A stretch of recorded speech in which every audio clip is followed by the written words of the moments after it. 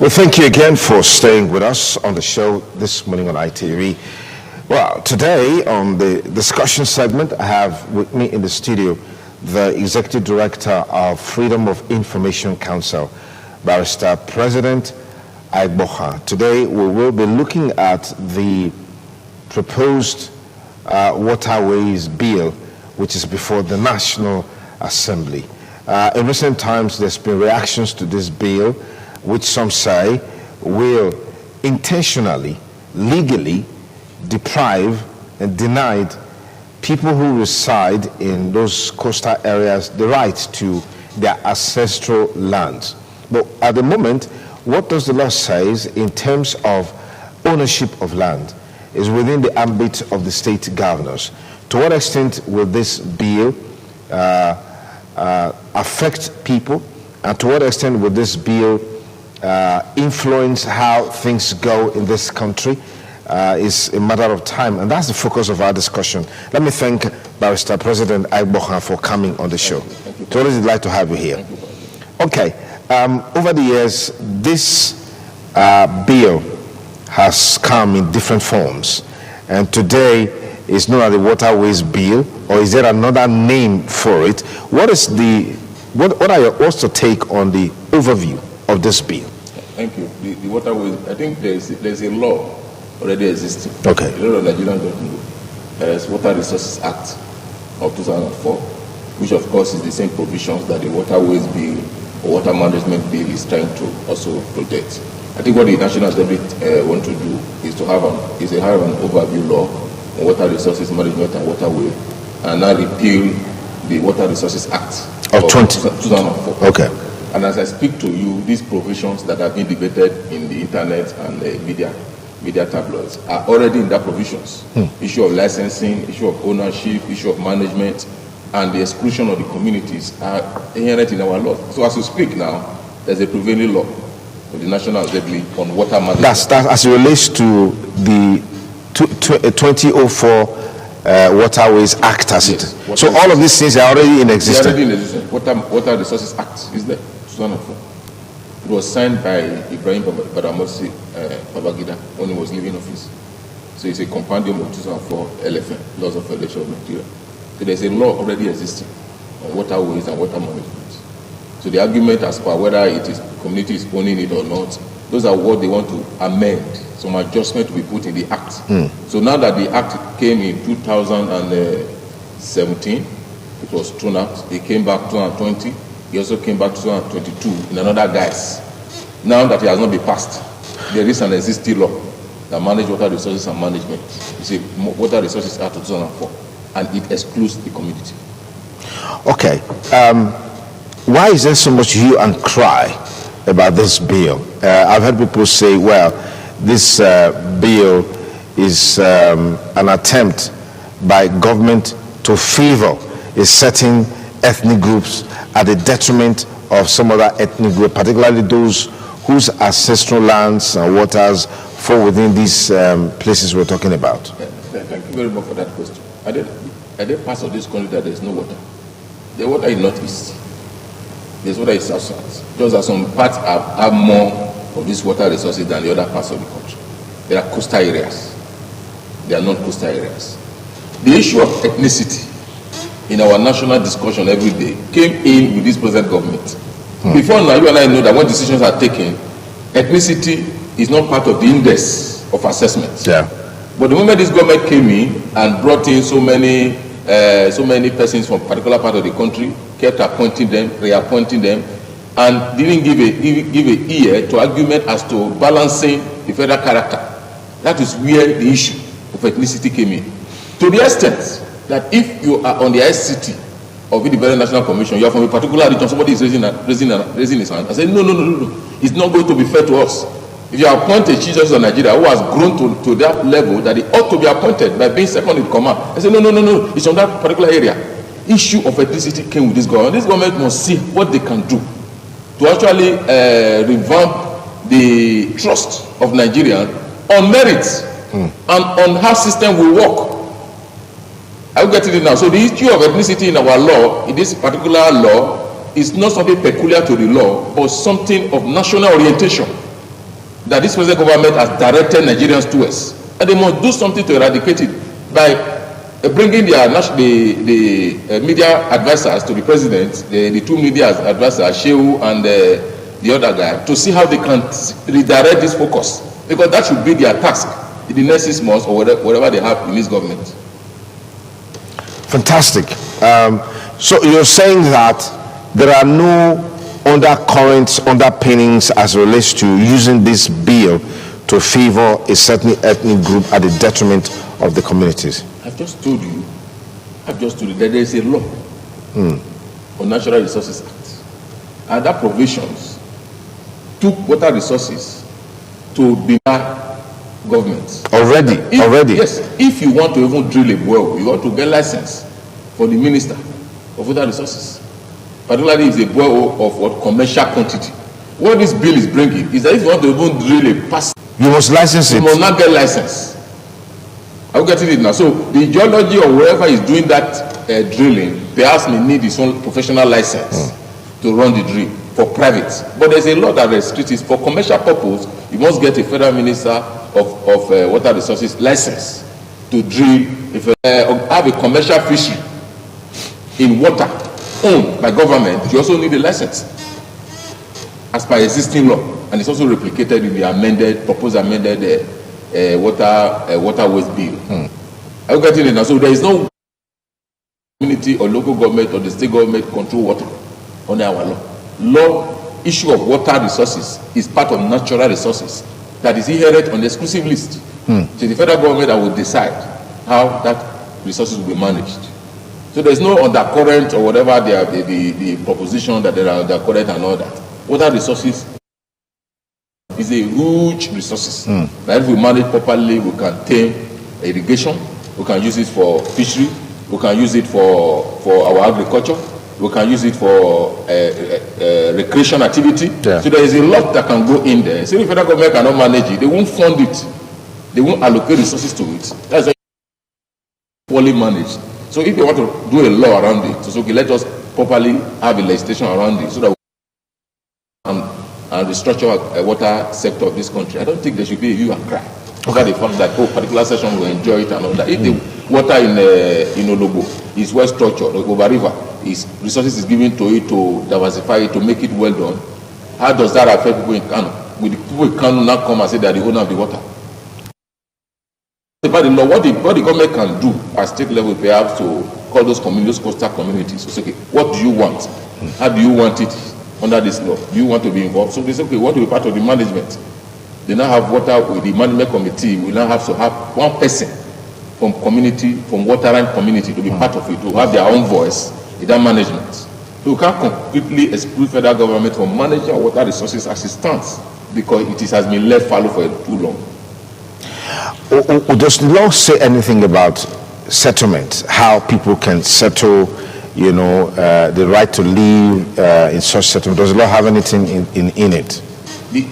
If you are in a particular area and you have a statutory right to live in that area, where you are living, there's water that you practically, after all, you own land from the ground to the sky. Are you getting it now? So wherever you are living, so in narrowing it down, community has ownership of water in their area, but they cannot legislate for the management of that water because it's all exclusive.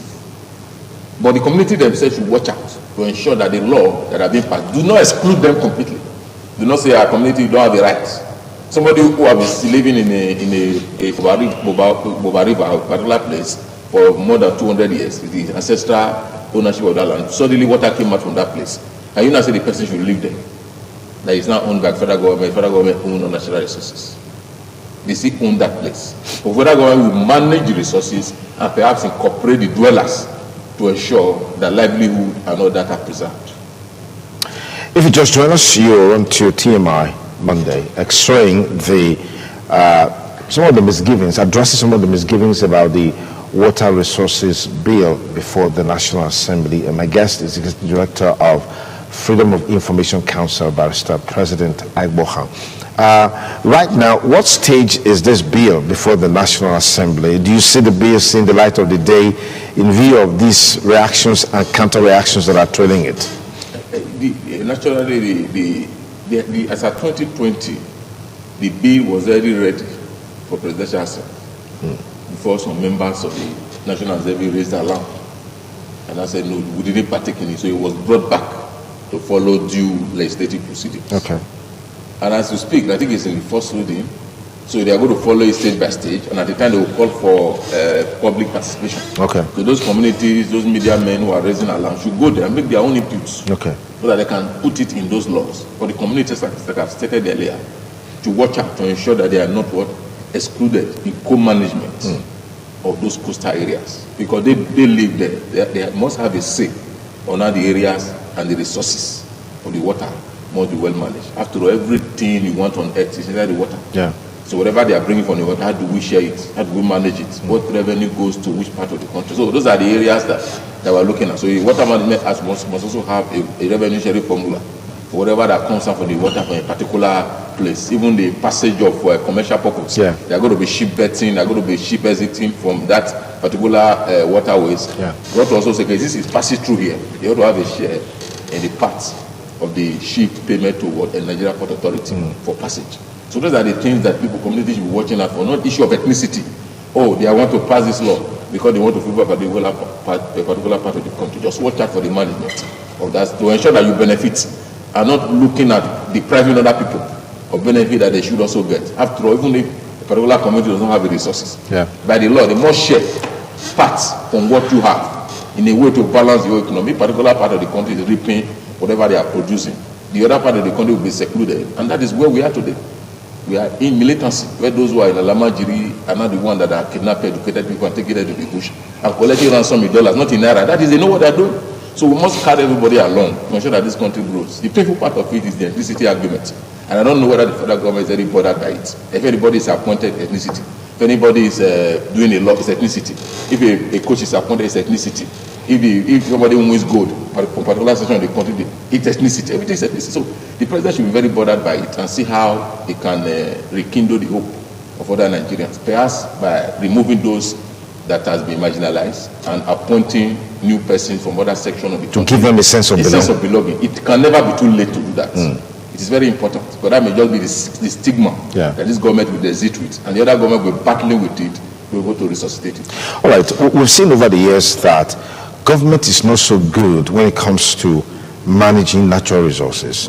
I mean, the oil sector is a clear-cut example, except recently we've seen the unbundling of NNPC, for example. What's your take on this water resource bill, particularly against the background that even the existing act, the 2004 act that you mentioned, the communities were completely cut off? Yes, I'd like to get a perspective along those lines. You know, we cannot privatize everything.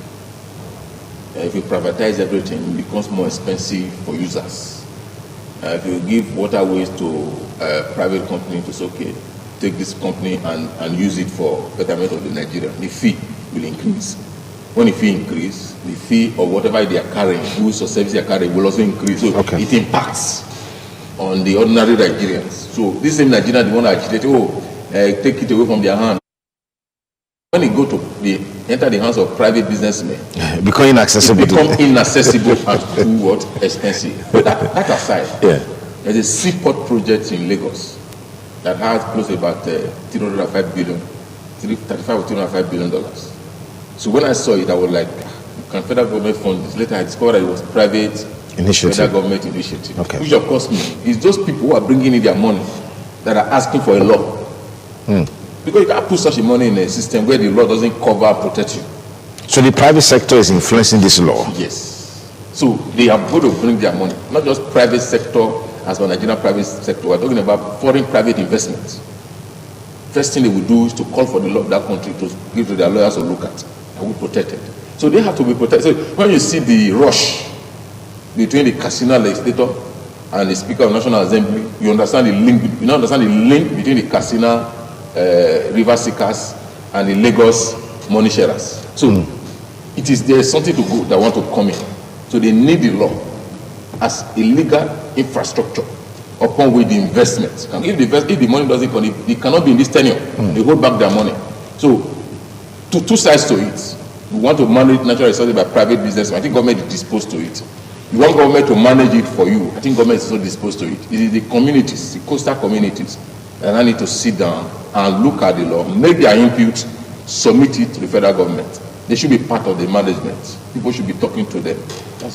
This law, is it not conflicting with the existing law where state governors hold lands in trust for the people? Thank you. It's land, water. Water is water. Land is land. But water exists on land. It's not in the air. Water exists on land. There are three sides to it. There's land, there's air, there's water. Where water is water. It's not land. Where land is land. But when you go down inside the water, you're going to meet land. You're going to meet soil inside the water. At that level, yes, where water is no longer owned. They said land is owned from the land to the sky. It's not beneath it. Okay. They beneath it. Whatever is beneath it belongs to federal government. Natural resources, oil, minerals belong to federal government. So the state is not in control of water. From onset, it is control of what? Federal government. So even the licensing for somebody to drill a well, when I read the bill, is for to go to Abuja to get it from the what? Minister of Water Resources. And these anti-people bill, as it is, I mean, considering the fact that government on its own has not been able to live up to expectation in providing water, for example, and people have the resources to drill borehole to have access to water, government is saying you got to license it before you do that. And this is not anti-people bill. Thank you. I don't think it is. There are some parts of this world that there's no water. And if the way people are drilling borehole now continues like that, do you think there will be water in the next 100 years? Or you think there is something that cannot finish? In some part of the country, even in Abuja, you can't just wake up and put borehole in your house. It is a failed sub-national government, a failed system where people are not doing water for themselves. In those days when we were coming up, we have taps. If I don't have opposite person, I will go and fetch from them. That is a way to conserve it. If everybody is just drilling, one day the whole pot of water will finish. Because there are some countries in the world today that their water is finished. So it's a very important resources that government need to now put a law around to ensure that it can conserve it for posterity. And in doing that, government need to take over that distribution of water. They need to provide water, particularly for areas that are just coming up. Yeah. Areas that are just coming up need to be given water. They need to shoulder that responsibility and ensure that the dispersal of natural resources in form of water must be done by the government, and not by individuals. And that in a way is not pro-people, because it now saves your money that you should have used to dig well. So people should look at it from all sides of it, not just looking at it from one side. To say, oh, if you ask people to get licensing, it will make them to be inaccessible. No. After all, every key thing in this world, you need license to operate it. One, so that you don't destroy it, so that you don't misuse it, and so that it can be maximized optimally.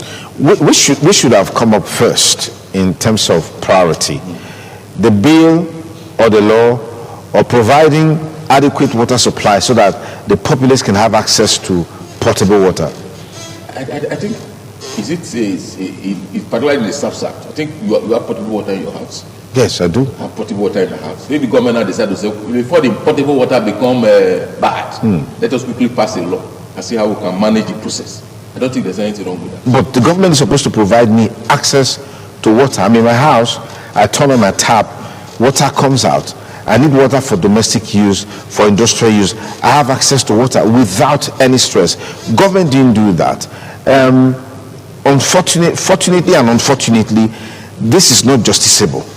I can't take government to court for not giving me water. I can't take government to court for not providing road. I can't take government to court for not providing adequate electricity.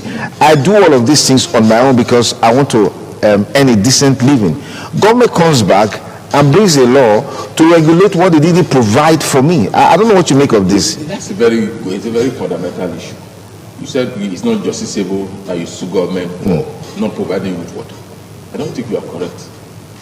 Passing, in the case of AG Ondo State, against AG Federation, when the Supreme Court was called upon to interpret Section 15 on corrupt practices, whether it is justiciable under our law, the Supreme Court Justices, Nikitobi JSC, as it then was, stated that the moment a law is passed under issue on Chapter 2, it becomes what? Justiciable. Since there is an Independent Corrupt Practices and Related Offences Act that talks about corruption, the issue of corruption in Chapter 2 becomes what?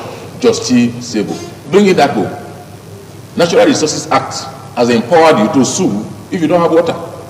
To sue government? Yes. Natural Resources Act. If you don't have road. It justiciable. If you don't have road. You beg. Universal Basic Education Act makes it justiciable for inappropriate provision of education for children of primary school. Okay. Nigeria Electricity Regulation Commission Act, NEC, provides you with the power, and the Electricity Act of 2004 provides you with the power to sue if you are not giving power supply. So there's no thing in Nigeria. We are over-legislated. There are too many laws. So if you are suffering from anything, there are laws that protect you. Okay. But if in a way you can actually provide those services for yourself because you are an elite, there's nothing bad in it.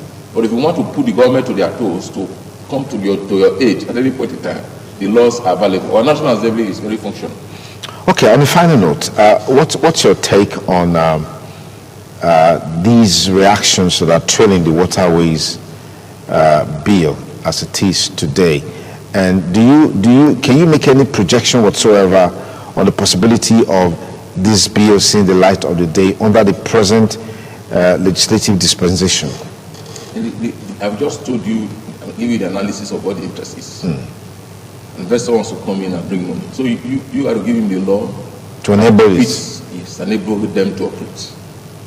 So what the National Assembly can do is to see how they can engage Nigerians and have conversation, have town meeting, call for memos and all that, input, community input and all that. Okay.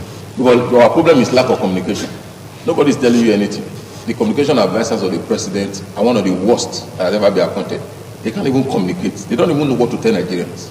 So those issues have to be passed out. Let them understand that we need this law to get in for access to potable water. Okay. Okay. If you don't get access to potable water, the potable water you are getting now is threatened. A time will come, you're drilling, the thing you're using to get water get rusted and all that. So if there are no laws that gives you a leeway to get around that, it will be a serious issue. We have always been in a country where until there's a problem, nobody fixes it. So we're in a situation where people are trying to think ahead.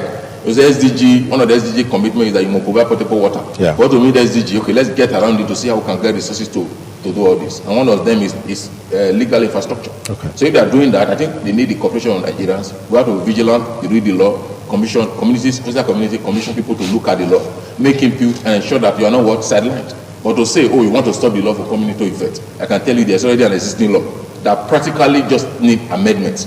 But they want to bring in a fresh law to repeal the old law, just the way the Electoral Act is. You repeal the former laws. Okay. So if they want to actually amend this law, they can. It's a shorter process. I think we should cooperate with the government of the day, but with the vigilance. All right. Thank you very much, Vice President Agboha, Executive Director of Freedom of Information Council. I know anytime we interface with you on issues like this, you always give us a better understanding of what the issues are from the position of the law. Thank you so much for coming. Thank you for having me. It's a TMI Monday. My guys will be here to bring you up to speed with a certain bishop who was found out after the Abuja bishop's attendance of the unveiling of His Excellency Shatima as the deputy presidential candidate of the APC. Well, someone spotted him in a shop, and that was it. And he was lynched, seriously beaten by some members of the public who felt that, well, he shouldn't have done what he did. Well, the guy was rented for that job. When the news broke, we saw the reactions that trailed it, and some tried to deny it. But all of that is coming into reality now. We'll take a short break. We'll be back with you on that to conclude the show today. It's TMI Monday.